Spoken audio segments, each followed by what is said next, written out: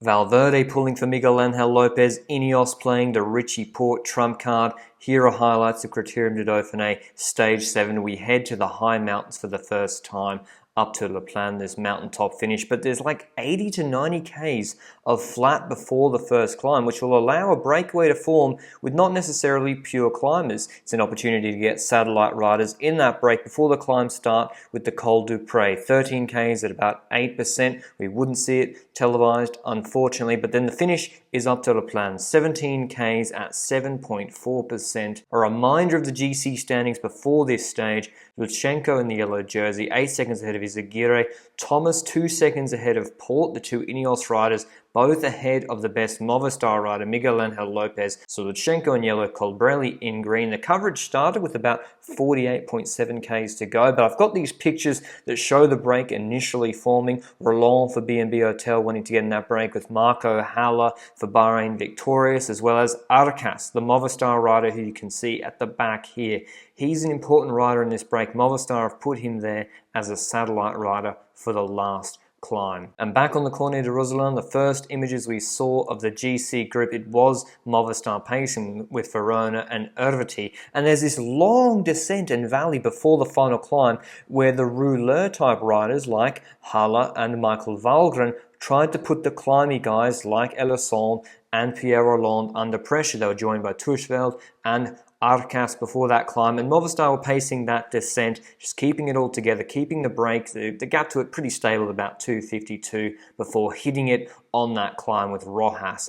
Amador tried to come up with Ineos. Ineos then tried to take back control, but the Ineos guys, they didn't really have it today. The pace was good, but Van Bark, Kwiatkowski and Amador couldn't pull for very long. Rodriguez couldn't pull at all. Eventually, the best climbers in the initial breakaway, Pierre Rolland and Kenny Ellison, dropped everybody else in the break on La Plan. I'm not sure which of them would have got the combativity prize. With 11.7 Ks to go, over 20 minutes left in the climb, Van Baarle pulls off the last Ineos domestique, and it's Erviti and Valverde who begins to pace. But the problem for Movistar was, as I said, there's a lot left in this climb. So what's the plan after Valverde finishes his pull? He pulled for a reasonable amount of time, but certainly not until 2 or 3 Ks to go. So I think the ideal situation with Mas so far behind on GC and wanting to set up the stage for Miguel Angel Lopez would have been to pace with Mas. But they don't. Valverde pulls off. There's a power vacuum. Lutsenko's not going to pull. And Thomas says to Richie Porte, on your bike, time for you to attack. And he's pretty much able to just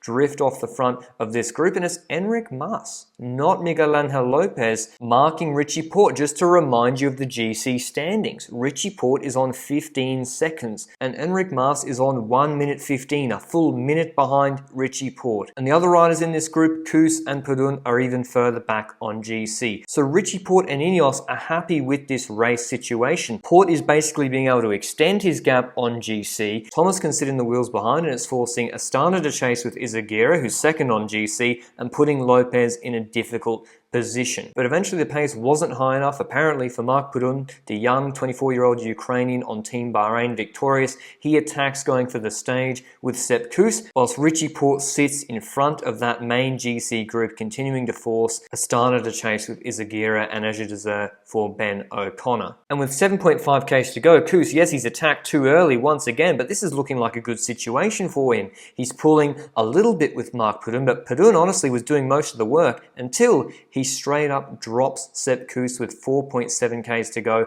49 seconds ahead of the main GC group and about 20 seconds ahead of Richie Porte. This is easily the best performance of Marc Padun's career. But behind in the GC group, it starts to get a bit chaotic. Ion Izagirre stops pacing, and as David Gaudu starting to attack, trying to bridge to Ben O'Connor, who's trying to bridge to Richie Porte and Enric Mas. Miguel Angel Lopez hops on his wheel, and Thomas can initially respond, but eventually lets the wheel go of Miguel Angel Lopez, and things start to turn around for Movistar. They get Lopez into a group with Porte, O'Connor and Mas. Mas pulling for Miguel Angel Lopez. Can they use the 2-on-1 to put time into Richie Porte? Remembering that on GC, their best placed rider, Lopez, is still about 30 seconds behind Richie Porte. But with 1,200 meters to go, 50 seconds behind Padun, there's no chance they'll catch him. And Enric Mas eventually stops his pull for Lopez through this hairpin, and it looks like Lopez does a seated acceleration in the saddle, maybe trying to shake Richie Porte off the wheel. And I think it's at this point that Lopez and Movistar somewhat underestimate Richie Porte. One of the best one-week stage races across the last decade. Yes, Lopez should,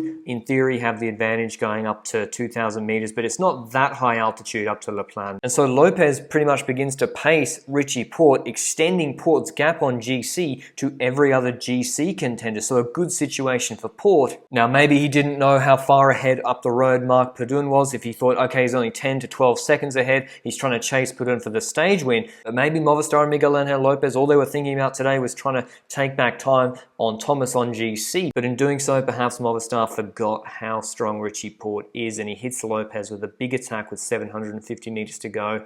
Doesn't drop him initially. Lopez is able to hold the wheel. Jack Haig is trying to bridge across. He drops David Gaudu. And what's crazy about this stage and finish is there's pretty much been no stalling of the tempo. Whenever the pace has come out of the GC guys, someone attacks or ups the pace. And Marc Padun was still able to maintain a massive gap to that group over 30 seconds. And through this hairpin, Porte sees he's got the gap on Lopez and begins to extend it and raises some bigger questions for Ineos going into the Tour de France. Porte, who allegedly had gone to Ineos to be a domestique again. Well, he came third in the Tour de France last year. He was the best climber on Ineos today. Perhaps he was fresher because he was able to roll off the front of the race with 8.4 Ks to go and then ride his tempo, whereas Miguel Angel Lopez had to attack a couple of times. Then he had to bridge on his own to Enric Mas. But even so, Porte looked on a very, very good level today, riding into the Maillot Jaune. But at the same time, Marc Padun was taking the stage victory. He won a stage in the Tour of the Alps in 2018 when he was 21 years old, ahead of strong competition, Pinot and Froome. But he's had a rough time of it, particularly in the last couple of years. He had a mechanical, so he couldn't contest the stage win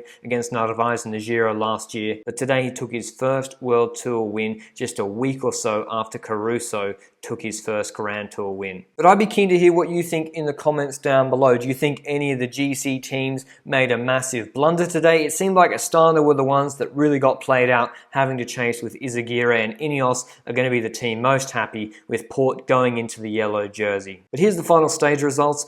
Marc Padun winning the stage 34 seconds ahead of Porte. Lopez third on 43 seconds, the same time as Haig. Two Bahrain guys in the top four. Ben O'Connor fifth on 47 seconds. Then Kuz, Gaudu, Mas, Thomas and Lutsenko. Thomas limiting his losses. Three Australians in the top five. We love to see it. Now the revised GC results. Porte 17 seconds ahead of Lutsenko. 29 seconds ahead of teammate Thomas. So two Ineos guys in the top three going into the last stage. They got to be happy with that. Then Kelderman and Haig on 34, Lopez on 38, same time as Izagirre, then O'Connor, Gaudu and Paris-Pantra. Tomorrow's stage, though, very difficult to control, with the biggest climb being the Col de Joux-Plin, 11.7 Ks at 8.5%. Porte went into the last stage of the Dauphiné in 2017 in the yellow jersey and lost it to Jakob Fuglsang. Will we be able to see a raid from either Astana or Movistar, or Haig and Bahrain victorious as well? I hope it's a chaotic stage, and then I'll see you at the recap afterwards. Ciao.